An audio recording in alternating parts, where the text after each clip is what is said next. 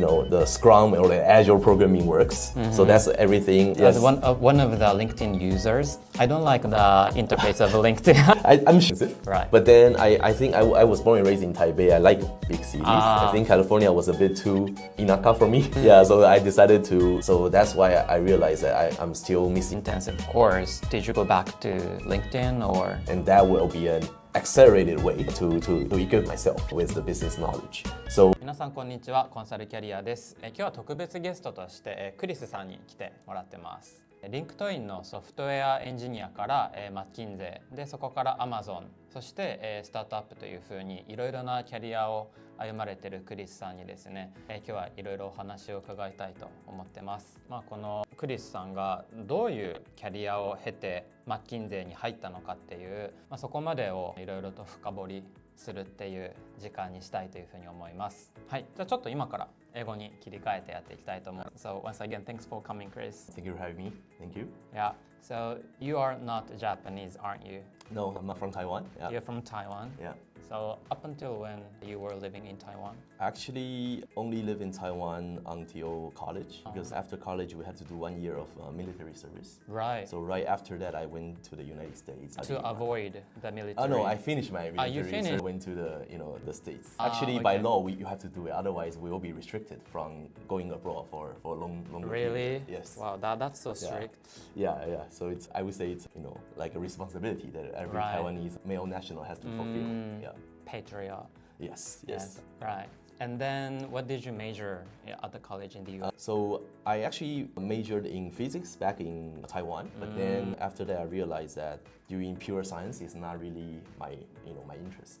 So when I went to the US, I switched my concentration to computer science. So basically starting programming languages, understanding how computer system works. And also at that time I was trying to, target a software engineering job, if possible in Silicon Valley. That's where all the, technology happens. Right. Yeah. While you were studying physics or doing the military service, were you familiar with programming or computer science to some extent?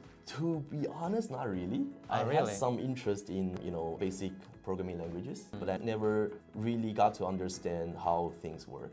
I did spend my senior year. I spent maybe half a year doing a little bit of computer science related courses, and that equipped me with a bit more basic foundations. But then still, I wouldn't say I knew everything very well. So at that time, I also didn't really know how tech company works. I know, Google, I know Facebook is doing a lot of, amazing things, but I don't know how, actually happens, in the real life. I just really had the akokare, like that I want to join them and then become part of them. Right. So you studied computer science for 2 years? Yeah, for in 2 the years US? in the US. Yeah. Right. And after graduating from college, what did you do? What was your job? Yeah, so I was very lucky that I got the offer from LinkedIn, part of Microsoft. Right. Yeah, and LinkedIn at that time was... When was that? It was 2012. Yeah. 2012. So at that time, they just IPO. I think they went IPO in 2011. Yeah, and then, but they were still, small compared to but today. back then, nobody knew about LinkedIn in Japan, right? I think in the US, people started to use it, but it was still very restricted in the US only. They were actually eagerly trying to broaden their market share across the entire globe. Right. Yeah. So I joined at that time. I think at that time, the global team members were probably around 2,000 people. And we had roughly, 600 engineers, mostly in the United States. And I actually interned there in 2011 and I got a return offer. So that's why I started my first, full-time job. Right. Yeah, in 2012. Yeah. I'm a lay person to this computer science world, but for the viewers, I think a lot of them, or some of them, are very interested in learning computer science. So maybe I can't understand everything, but can you tell the viewer what was your specific role at LinkedIn? Sure. So the first team that I joined is called the Content and the Communication team. So to put things simply, right, is if you are using LinkedIn, there's a chatting box, right, where you chat with your connections or where you get the request from recruiters. Basically, that module was owned by my team. Yeah, so we were in charge of the entire technology stack from the front end, where users see, all the way to back end, how messages get, queued and how message gets sent and received. Yeah, so So you did both front end and back end. yeah, so I started off from the back-end side. Okay. Yeah, and I was mostly doing like some work on the receiving end of messages. So basically, we need to make sure that we process these messages, scalably, right? And then there will be no messages that are missing, and we need to make sure that, because imagine this is such an important feature of LinkedIn. If A sends a message to B and B doesn't receive it, then there will be a lot of troubles, right? And this kind of troubles actually happen quite a lot back in 2012. Yes. So we had to work on improving the infrastructure, coming up with new features and everything. And it was also that time I started working with like product managers, understanding how actually product managers help shape the features, and then how a group of engineering team works with a product manager, and how the Scrum or the Agile programming works. So that's everything basically I learned right after joining LinkedIn. But after that, at that time I guess the team responsibility was a bit more flexible. So there was one, I think roughly like maybe a few months or up to half a year that I switched to front-end development as well. So I also learned, for example, HTML and CSS and JavaScript, and then I started crafting the basically the front-end experience for LinkedIn users. Because I remember LinkedIn at that time, they went through a rebranding. So actually they revamped the entire website and user experience. Yeah, so we were also asked to do some front-end work. Yeah, if you can't talk about this topic, you can say that. But to be honest, as one of the LinkedIn users, I don't like the interface of LinkedIn. I'm sure they continuously, make changes, because that's the essence of tech companies. Yes. Like even if you look at Facebook or look at Instagram, right? They went through, probably a few generations of rebranding. Yeah, I think I also when I joined LinkedIn, I also didn't understand why we had to go through all this effort, because it's just like artistic, aesthetic changes, right? But there's no really like functional changes. But then understanding how customer behaviors work, and then understanding how the competition landscape is happening, I realized that there are inevitably work that has to be done on the rebranding side, like because I think the sense of technology, also the sense of user interface continues to evolve. Right. Yeah. So if you look at a website 10 years ago versus website right now, right, or even if you look at a website 20 years ago versus now, like people's mindsets actually change. Yeah. So even if you feel like right now, the website is perfect. Yes. But then actually in 2 years, in 3 years, when new things come up, consumer mindset also changes. Like you have to inevitably keep up, Exactly. Yeah, keep updating your website Right. and reflect the latest trend. Yeah. But of course, some of those, like, the results are sometimes a little bit hard to predict, right? Yes. Like you think you've done well the best, but then customers hate it, right? Right. Or sometimes you don't think you've done very well, but customers love it, right? And Continuous effort. yeah, but then the continuous evolution, continuous updates is something that technology companies has to, Right. Yeah. So you did back end and then front end, Yeah. as you talked, and then what happened next? Yeah, so I think a very important event actually, I would say paved my, road to where I am right now, which was my relocation. So after a few years, the first actually roughly 2.5 years, I worked at California. I didn't really like California, so I actually applied for a relocation to New York City. So I actually to avoid expensive rent fee. Maybe I mean, that's not the main reason, because New York is also expensive. Right. But then I think I was born and raised in Taipei. I like big cities. I think California was a bit too inaka for me. Yeah, so I decided to, move to New York City. But then I only stayed in New York for roughly half a year. And I guess that part of the experience was not super important. But then during my time at New York, another offer came to me that at that time, LinkedIn China was trying to expand their business. And then they wanted a team of Chinese-speaking engineers that are from the headquarters to go to China and stay with them on a long-term assignment. Yeah, so I thought that was actually a great opportunity. Having been in the States for almost 5 years. Yes, that's a good experience. I kind of miss home. And I also, like at that time, Beijing, China was they call it the Silicon Valley of the East. Right. Like you see like Baidu, you see like Tencent, a lot of Tencent is not in Beijing, but basically a lot of companies are actually thriving. Right. So I also wanted to take that opportunity to go back to China. That's a good opportunity. So I decided to take the offer, and I was actually based in China for the next 2 years. Of course, I was still part of the LinkedIn US team, but then I had a lot of opportunities to work with the local team, understanding their needs. And it was that time. So was that localizing LinkedIn to Chinese version, something right. like I that? think localization is just part of it. They wanted to do even more, rather than just localizing the language. They want to have localized features that were only specifically designed for Chinese users. Like they had a strong resolution to really develop the Chinese markets. So were you responsible for conducting customer surveys and then reflecting the result to the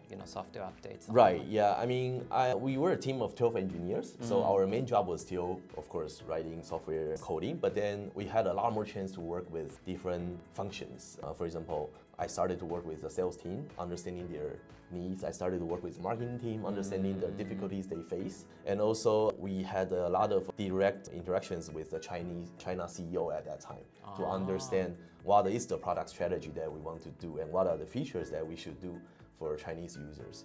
So it was really that experience that sparked my interest in business and in product development. Yeah. And I realized that, engineer is like a cog in the wheel, right? Like you are very specialized in certain things, but you're not understanding the whole structure. Yes. Yeah. So that's why I realized that I'm still missing a lot of knowledge in the business area, and that kind of help, I guess, plant the seed of my pursuit of MBA. Yeah. So that was the reason why you pursued MBA. Yes.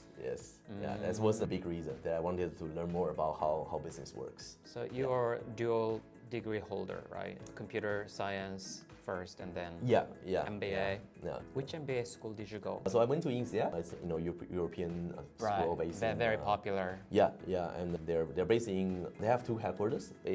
One is in France near Paris, and the other is in Singapore. Yes. Yeah. Right.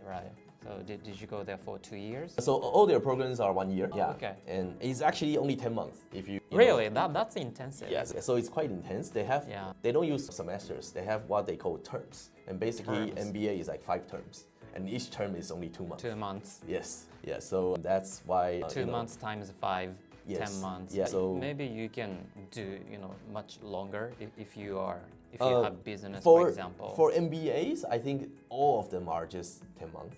Yeah, you have intense course only. You have no option to extend it, right? But then of course they have other programs. They have like master's program. They also have like EMBA. They also have some program that works. I think that's in partnership with MIT or with Tsinghua University in China. So those programs have different lengths. But MBA for MBA is 10 always months 10 months. Strict. Yes. And after the 10 months intensive course, did you go back to LinkedIn or? Yeah, so I think MBA, especially INSEAD, is known to be a consulting school. Yeah, right. It's actually a lot of students, they came from consulting background. And of course, some of them choose to go to other industries. But there are many, but INSEAD is also, a place where a lot of non-consulting background students come and then, go on their consulting dream. Right, so I was actually one of them. Yes. So at that time, I felt that, in order to understand how business works, actually consulting would be a very good way to break into the business things. Yes. Because then you are actually assigned on a project. You're basically on a project basis, right? And then in each project, you learn about different industries. You can work with different clients, and that will be an accelerated way to equip myself with the business knowledge. So I actually, thanks to INSEAD, who has a very strong support in consulting, like job hunting. So, of course, I practiced interviews with my fellow classmates, and I was very lucky to got an offer from McKinsey in the Taipei office. So that's why I decided to join, McKinsey after INSEAD. So far, my impression about you, Chris, is you're so genius. You got into LinkedIn, worked in California, New York, and China, went to INSEAD, but still, I think there's a big gap to be filled if you want to go to top consulting firm like McKinsey. Definitely. So what was most challenging, or what kind of preparation did you do? Yeah. Thanks for the question. I think the challenging part was as you said, right, the preparation of consulting interviews. Right. Because then, coming from the engineering background, I had no idea how case interviews work. Right. So, and I had to really learn a lot. I remember I was buying books from, online and trying to, also there were some like paid materials online that helps teach you how to prepare for case interviews. That's not something that we learn from MBA courses. So, I want to emphasize this point, right? So even students at INSEAD with, very, genius background read books to study, how to pass the case interview. So preparation is really important. Yeah, preparation was definitely key. And then, but I think thanks to INSEAD's environment, we had a lot of people who were coming from the consulting background. Right. So we actually learned from them what's the most efficient way to prepare for the cases. Should we go over 100 cases? And that's a lot of questions. That's a question a lot of students ask, right? But then, in my opinion, I don't think you have to go through so many of them. Rather than doing a lot of cases, you should actually maybe do 10 to 12, 10 to 20, or even to 30 cases. But you have to remember them very well, right? And then each case has to maybe focus on a different industry and focus on different functionality, right? Right. But then you understand basically the structure. Yes. I think that's the key. Yeah, rather than going through 100 cases where you remembering no details of them. Right. I think, like really finding the keys and understanding how, to give your answers, in a structured way. Yes. I think that's actually the key. I really echo with you. So there are, several types of case questions, right? Yeah. So when you look at the question, I think you need to know, okay, so for this question, I need to answer from the demand side or from the supply side. Yes. Or maybe out of box thinking is important for this kind of question. Exactly. So you need to categorize case questions into several boxes. Exactly. Yeah, exactly. Yeah. I think things might have changed a little bit, but I do remember at that time I was reading some books, and then in the book I learned that the consulting cases are usually one of the three, scenarios. It's either profitability issue, or it could be like new entry or new product, and the third one is merger and acquisition. Right. So you have to definitely do like a few cases in each of the categories. Yeah. But I remember there was one killer cases that was very hard for every student, which was NGO, NPO. Yeah, if you're asked about like NGO, for example, housing projects, how to solve the hunger problem for a country, that's actually requires some out-of-box thinking. Yes. Yeah, so I remember we were trying to generalize all the different kind of cases, and of course we discussed with our fellow classmates and trying to perfect our answers. Right.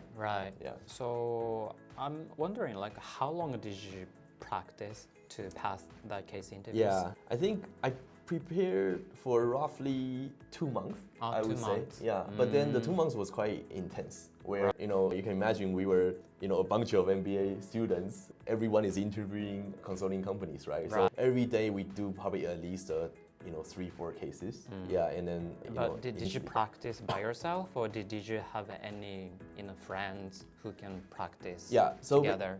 I think in the beginning we try to learn from some of the sample answers.